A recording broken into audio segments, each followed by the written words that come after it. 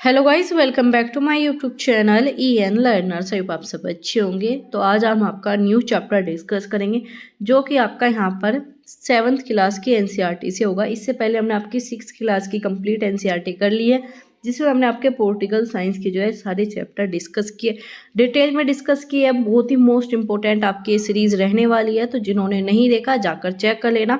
तो यहाँ पर आपकी इकाई फर्स्ट यूनिट फर्स्ट का जो हम फर्स्ट चैप्टर डिस्कस करेंगे, ये आपका भारतीय लोकतंत्र में समानता। ये सारी चीज़ें आपको नहीं पढ़नी, ठीक है। आगे चलते हैं। आपको यहाँ पर जो चीज़ें इंपॉर्टेंट है और जो चीज़ें आपके एग्जाम में पूछी जाती है उन्हें ही हम यहाँ पर डिस्कस कर रहे हैं। तो जो भी नया जुड़ा हो चैनल के साथ, चैनल को सब्सक्राइब कर लेना और बेल आइकन को ऑन रखना। रोज़ आपके यहाँ पर क्लासेस कराई जाती है, जाकर प्लेलिस्ट चेक कर लेना, जिसमें हमने आपकी हिस्ट्री, पॉलिटी और आपके ज्योग्राफी की क्लासेस कंप्लीट किया है। तो जाकर चेक करना, सारी क्लासेस सीक्वेंस वाइज आपको देखने को मिल जाएगी। तो यहाँ पर बात करते हैं आपकी समानता। आपके चैप्टर का क्या नाम है? समानता। भारतीय लोकतंत्र में समानता। इसमें आपको यहाँ पर बहुत सारे डायग्राम होंगे। हम बच्चों को कहेंगे भाई ये डायग्राम देखो। हमें जो चैप्टर पढ़ना है एज ए टीचर पढ़ना है, क्योंकि ना सिर्फ आपको यहाँ पर चैप्टर से रिलेटेड क्वेश्चन करने हैं, प्लस आपको यहाँ पर पेडागोजी वाली चीज़ें भी देखने को मिलती है। तो क्वेश्चन एज ए टीचर करोगे, किस प्रकार से SST पढ़ाना चाहते हो, उसी के अकॉर्डिंग जो हम यहाँ पर आपको चैप्टर पढ़ाते हैं, बिल्कुल ऐसा जैसे कि आप सभी बच्चे हो और आप बच्चों को किस प्रकार से पढ़ाओगे वही सब चीज़ें हम यहाँ पर रखेंगे। तो ये आप यहाँ पर फोटो देख रहे हो, हम बच्चों को कहेंगे भाई ये सारे चित्र देखो, आप देखो ये अमीर है, ये गरीब है, ये क्या समानता है, नहीं है। तो इस प्रकार की चीज़ें हम बच्चों को बताएंगे। तो फिर यहाँ पर आपका चैप्टर स्टार्ट हो जाता है। भारतीय संविधान में सभी व्यक्तियों को जो है समानता मानता है। क्या करता है? संविधान हमारे सभी व्यक्तियों को समान मानता है। इसका अर्थ है देश के व्यक्ति चाहे पुरुष हो, स्त्री हो या किसी भी जाति, धर्म, शैक्षिक तथा आर्थिक पृष्ठभूमि से सभी संबंध रखते हो, वे समान ही माने जाएंगे। लेकिन इसके बाद में भी हम यह नहीं कह सकते कि असमानता खत्म हो गई है। आपके संविधान में तो कहा कि समान माने जाएंगे, लेकिन हम फिर भी नहीं कह सकते कि असमानता आपकी समाप्त हो गई है। यह समाप्त नहीं हुई, फिर भी कम से कम जो है भारतीय संविधान में सब व्यक्तियों की समानता के सिद्धांत को मान्य किया गया है, जिससे कि पहले भेदभाव तथा दुर्व्यवहार से लोगों की रक्षा करने के लिए कोई कानून नहीं था, लेकिन अब क्या अनेक कानून लोगों के पास समान तथा उनकी समानता के व्यवहार को सुनिश्चित करने के लिए मौजूद है। ये सारी चीज़ें आपकी हो गई कि पहले कोई कानून नहीं था। अगर कोई आपके साथ असमानता का भेदभाव या किसी प्रकार के यहाँ पर दुर्व्यवहार करता था, तो आपके पास यहाँ पर वो तो था नहीं नियम कि आप जाकर कानून को कहो कि भाई नहीं, मुझे भी समान मिलना चाहिए, मुझे भी समानता मिलनी चाहिए। लेकिन अब जो आपके संविधान में ये सारी आपकी चीज़ें सुनिश्चित की गई है कि सबको समान तथा समानता मिलनी ही चाहिए। आगे बात करते हैं। यहाँ पर आपका 1975 में बनी दीवार फिल्म का जो है यहाँ पर एक फोटो है कि बच्चा जूते पॉलिश कर रहा था। एक लड़का जो है फेंक कर पैसे उठाने से इनकार कर देता है। वह मानता है कि उसके काम करने में भी गरिमा है और उसके भुगतान का आदर के साथ दिया जाना चाहिए। तो यहाँ पर बच्चों को हम चैप्टर में भी आपके यहाँ पर फिल्म का यूज़ करेंगे, ताकि बच्चे सोचेंगे भाई वाओ, इस तरीके की भी चीज़ होती थी, इससे बच्चे ज़्यादा रिलेट कर पाएंगे। तो हम बच्चों को उसी तरीके से पढ़ाएंगे जिस तरीके से बच्चा पढ़ना चाहता है, जिस तरीके से बच्चा सीखना चाहता है। तो ये सारी चीज़ें हो गई आपकी। यहाँ पर आगे चलते हैं।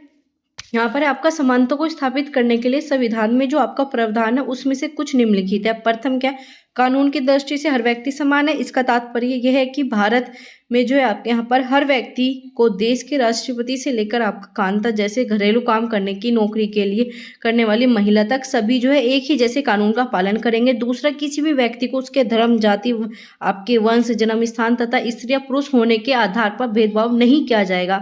तीसरा, क्या यहाँ पर आपका प्रावधान है कि हर व्यक्ति सार्वजनिक स्थानों पर क्या कर सकता है? जा सकता है, जैसे खेल मैदान, होटलों, दुकानें, बाजार आदि सम्मिलित है। यहाँ पर जो है सब लोग सार्वजनिक कुओं जैसे सड़कों, आपके नहाने के घाटों का उपयोग कर सकते हैं। चौथा है आपका अस्पृश्यता का उन्मूलन, की भाई छुआछूत जैसी बीमारी नहीं होगी, कि हम जो है इन्हें नहीं छुएंगे, ये आपकी नीची जाति के, अस्पृश्यता का भी यहाँ पर उन्मूलन हो चुका है। तो ये सारे 4 प्रावधान जो है आपके संविधान में देखने को मिलेंगे। हमारे संविधान में लोकतंत्र का आधार स्तंभ है। क्या है? लोकतंत्री आधार स्तंभ है कि सभी जो है समान है। हम अपने निर्वाचित प्रतिनिधियों के माध्यम से जो है उसमें प्रतिनिधित्व पाते हैं, ठीक है। जो भी हम चुनेंगे उसी के आधार पर जो यहाँ पर आपकी सारी चीज़ें होगी। तो ये सब आपका यहाँ पर बताया गया। आगे चलते हैं। आपका यहाँ पर ये जीरो हंगर जो है आपका यहाँ पर SDG गोल का यहाँ पर दे रखा है, सतत विकास लक्ष्य आपका भूखमरी समाप्त करना। इसके भी आपके इतने सारे जो है आपके लक्ष्य निर्धारित किए गए। वैसे आपका डिटेल में नहीं पूछेगा, लेकिन आप इसे याद रखना। गोल जो है आपका यहाँ पर आपका भूखमरी से स्थापित है, भूखमरी से यहाँ पर रिलेटेड है। आगे चलते हैं। आपका यहाँ पर शासन में संविधान को मान्य किए गए समानता के अधिकार को दो तरह से लागू किया जा सकता है। पहला, कानून के द्वारा, दूसरा सरकार की योजना व कार्यक्रम के द्वारा सुविधाहीन समाजों की मदद करके। भारत में अनेक ऐसे कानून हैं जो व्यक्ति को समान व्यवहार करने या अधिकारों की रक्षा करते हैं। कानून के साथ सरकार उन समुदाय जैसे आपके सैकड़ों वर्षों तक असमानता का व्यवहार हुआ है, उनका जो है जीवन सुधारने के लिए अनेक कार्यक्रमों तथा योजनाएं लागू की गई है। ये योजनाएं यह सुनिश्चित करने के लिए चलाई गई है कि जिस लोगों को अतीत के अवसर नहीं मिले, जिन लोगों को अतीत में अवसर नहीं मिले, उन्हें जो अब अधिक अवसर प्रदान किए जाएंगे। तो ये सारी चीज़ें हो गई। आप यहाँ पर देख सकते हो कि सभी को जो यहाँ पर समान चीज़ें, ऐसे यहाँ पर क्या इस दिशा में जो है सरकार का उठाया गया कदम क्या, आपका मध्याह्न भोजन की व्यवस्था। इससे काफ़ी क्वेश्चन बनते हैं। इस कार्यक्रम के अंतर्गत जो है सभी सरकारी प्राथमिक स्कूल में जो दोपहर का भोजन जो है स्कूलों के द्वारा कराया जाएगा। यह योजना भारत के सर्वप्रथम तमिलनाडु शहर में आपकी प्रारंभ की थी। तो याद रखना है, मध्याह्न भोजन सबसे पहले आपके तमिलनाडु राज्य से प्रारंभ की। 2001 में उच्चतम न्यायालय ने सभी राज्यों में इसे लागू करने के लिए जो स्कूल में 6 माह के अंदर जो आरंभ करने का निर्देश दिया था 2001 में। इस कार्यक्रम में काफी सकारात्मक प्रभाव देखने को मिले। उदाहरण, दोपहर का भोजन मिलने के कारण गरीब बच्चा अधिक से अधिक स्कूल में प्रवेश लेने लगा। दूसरा, नियमित रूप से स्कूल जाना शुरू कर दिया। बताते हैं कि बच्चा पहले खाना खाने घर जाते थे, लेकिन फिर वो वापस नहीं लौटते थे। तो यहाँ पर आपका उत्तराखंड की एक यहाँ पर आपका फोटो दिया गया है जिसमें बच्चों के मध्याह्न भोजन को परोसा जा रहा है। आगे चलते हैं आपका। तो जब आपके स्कूल में मध्याह्न भोजन मिलने लगा तो उनकी उपस्थिति में सुधार आया। वे माताएं जो पहले अपना काम छोड़कर दोपहर को बच्चे को भोजन खिलाने घर आना पड़ता था, अब उन्हें ऐसा नहीं करना पड़ता। वो अपना काम करती है और बच्चे को स्कूल में भोजन मिल जाता है। इस कार्यक्रम से आपके जातिगत पूर्वाग्रह को कम करने की भी यहाँ पर सहायता की गई है, क्योंकि वहाँ पर सभी धर्म सभी जाति के बच्चे जो है एक साथ जो है भोजन करते हैं। कुछ स्थानों पर तो भोजन पकाने के लिए आपकी दलित महिलाओं को ही काम पर रखा जाता है। मध्याह्न भोजन कार्यक्रम में निर्धन विद्यार्थियों को भूख मिटाने की सहायता की जाती है, क्योंकि प्राय खाली पेट स्कूल आते थे। इस कारण जो है पढ़ाई में ध्यान केंद्रित नहीं होता था। तो यहाँ पर हम बच्चों से कुछ चीज़ें पूछेंगे, ये सब आपके बच्चों से रिलेटेड हम यहाँ पर क्वेश्चन पुटअप करेंगे ताकि बच्चे भी रिलेट कर पाए, चीज़ों को समझे, अपने यहाँ पर विचार व्यक्त करें। तो यहाँ पर है आपका, यदि शासकीय कार्यक्रम अवसरों की समानता बढ़ाने के लिए महत्वपूर्ण भूमिका निभा रहे हैं, किंतु अभी भी बहुत कुछ करने की आवश्यकता है। मध्याह्न भोजन कार्यक्रम में निर्धन बच्चों को स्कूल में प्रवेश करने तथा उनकी उपस्थिति को बढ़ा दिया गया। फिर भी इस देश में स्कूल जहां अमीरों के बच्चे जाते हैं उन स्कूलों में बहुत ही अलग है जहां गरीबों के बच्चे पढ़ते हैं। क्या है, अमीर के बच्चे जहां पर स्कूल जाते हैं वो स्कूल अलग है, और जहां पर गरीब के बच्चे पढ़ते हैं वहां पर बहुत सारी चीज़ें अलग है।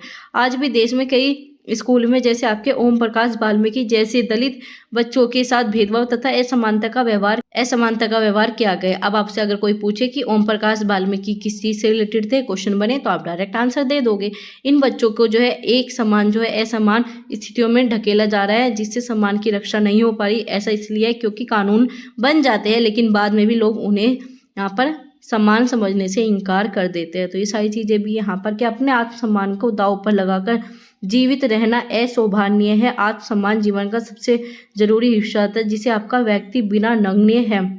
आत्मसम्मान के बिना जीवन व्यतीत करने के लिए व्यक्ति को विभिन्न कठिनाइयों पर विजय प्राप्त करनी होती है। केवल आपके कठिन तथा निरंतर संघर्ष से ही व्यक्ति बल तथा विश्वास में यहाँ पर मान्यता प्राप्त कर सकता है।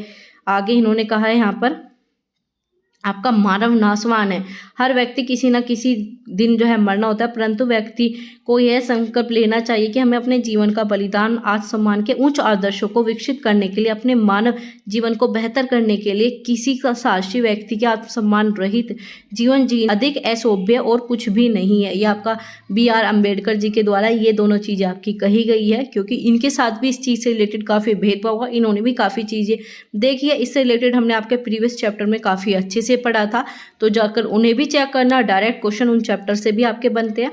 तो अगर आपको यहाँ पर पेपर 2 अपना क्लियर करना है तो आपको ये सारी क्लासेस अपनी करनी ही होगी, और साथ ही साथ अपने नोट्स भी बनाने होंगे ताकि आप लास्ट टाइम पर जो अपना रिवीजन कर पाओ। इससे रिलेटेड मैंने आपको कई वीडियो प्रोवाइड किए जिसमें बताया कि आपको अपनी तैयारी करनी किस प्रकार से, कैसे आपको अपना CTET फर्स्ट ईयर अटेम्प्ट में क्लियर करना है, तो जाकर जरूर चेक कर लेना। तो यहाँ पर बात कर रहे थे इसका मुख्य कारण है कि दृष्टिकोण में बहुत अधिक धीरे धीरे परिवर्तन आते हैं।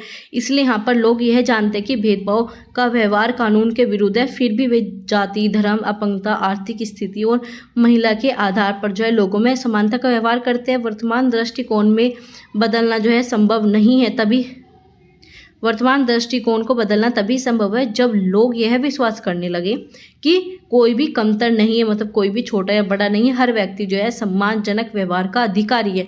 प्रजातांत्रिक समाज में समानता स्थापित करना एक सतत संघर्ष है जिसमें व्यक्ति तथा विभिन्न समाजों को सहयोग देना चाहिए। इस पुस्तक के बारे में इसके बारे में और अधिक पढ़ेंगे। इस पुस्तक में आप इसके चीज़ के बारे में और अधिक पढ़ेंगे क्योंकि चैप्टर आपका इसी चीज़ से रिलेटेड है, ये यूनिट इसी चीज़ से रिलेटेड है। आगे बात करते हैं आपका यहाँ पर अन्य लोकतंत्र के समानता के मुद्दे। यहाँ से काफ़ी क्वेश्चन बनेंगे। इसमें क्या आपका, शायद आप यह सोच रहे होंगे क्या लोकतंत्र जो है भारतीय में ही ऐसा है जहाँ असमानता का अस्तित्व है या जहाँ भी समानता के संघर्ष जारी है। सच तो यह है कि संसार में अधिकांश जो आपके लोकतांत्रिक देशों है समानता के मुद्दों पर जो है विशेष रूप से संघर्ष कर रहे हैं। तो ऐसा नहीं है सिर्फ भारत है, बाकी अन्य देश भी जो है इस चीज़ पर संघर्ष कर रहे हैं। उदाहरण के लिए आपका संयुक्त राज्य अमेरिका में आपके अफ्रीकी अमेरिकन लोग जिन्हें जो पूर्वज जो है गुलाम, जिनके पूर्वज जो थे आपके गुलाम थे और अफ्रीका ले आए थे, वे आज भी अपने जीवन को मुख्य रूप से असमान बताते हैं आपका। जबकि 1950 के अंतिम दशक में अफ्रीकी अमेरिकनों के समान अधिकार दिलाने के लिए आंदोलन भी किए गए थे।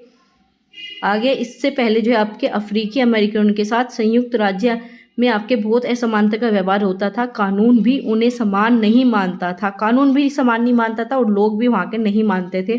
उदाहरण के लिए बस में यात्रा करते समय उन्हें बस में पीछे बैठना पड़ता था। जब भी कोई गोरा आदमी बैठना चाहे तो उन्हें अपनी सीट से उठ जाना पड़ता था। अगर कोई गोरा जो है वहाँ पर बैठना चाहे तो उन्हें उठ जाना पड़ता था। ये सारी चीज़ें जो उनके साथ होती थी। आगे आपका यहाँ पर, तो यहाँ पर है आपकी रोज पार्क्स जो एक अफ्रीकी अमेरिकन महिला थी। 1 दिसंबर 1955 को दिन भर काम करके वह थक जाने के कारण जो है बस में अपनी सीट पर एक गोरे व्यक्ति को देने से मना कर देती थी। इस दिन उसके इनकार से जो है अफ्रीकी अमेरिकाओं के बीच असमानता को लेकर एक विशाल आंदोलन जो है प्रारंभ हो गया, जो कि आपका यहाँ पर नागरिक अधिकार आंदोलन, जो कि आपका सिविल राइट्स मूवमेंट के नाम से कहलाया जाने लगा। कब हुआ था? 1955 से ये चीज़ें स्टार्ट हुई थी, याद रखना है। 1964 में आपके नागरिक अधिकार अधिनियम में नस्ल, धर्म तथा आपके राष्ट्रीय मूल के आधार पर भेदभाव करना निषेध कर दिया गया।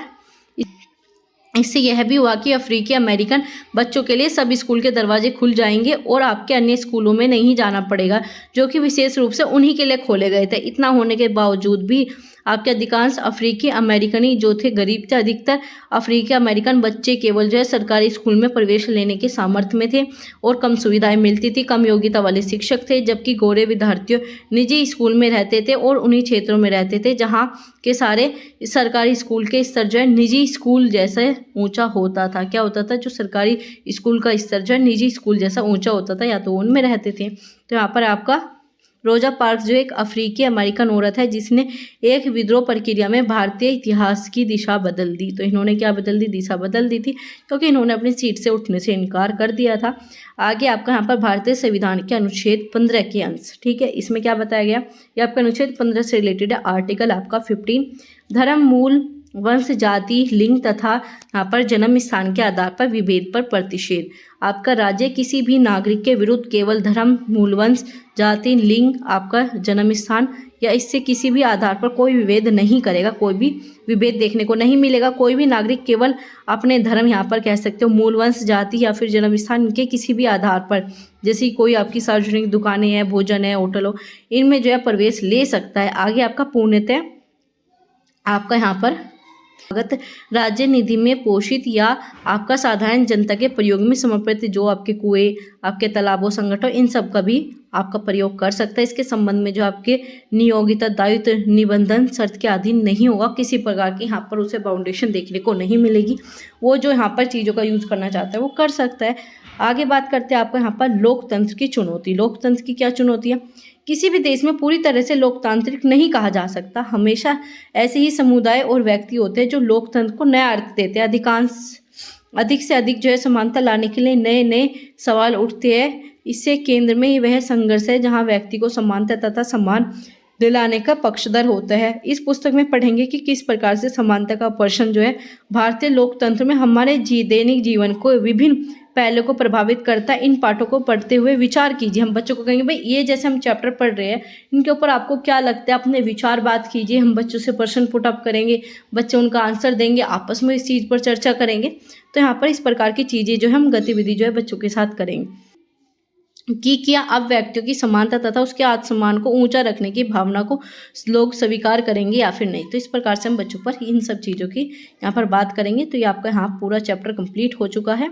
यहाँ पर आपकी चीज़ें दिखाई गई है, बच्चों को हम इन फोटो के द्वारा चीज़ें दिखाएंगे। आगे चलते हैं, आपका यह पूरा कंप्लीट हो गया। यहाँ पर जो आपके यहाँ पर शब्द संकलन दे रखा है, आप इन्हें पढ़ना चाहो पढ़ सकते हो, ऐसे ही आपके लिए इंपॉर्टेंट नहीं है, फिर भी देख लेते हैं। गरिमा आपको पता है क्या है?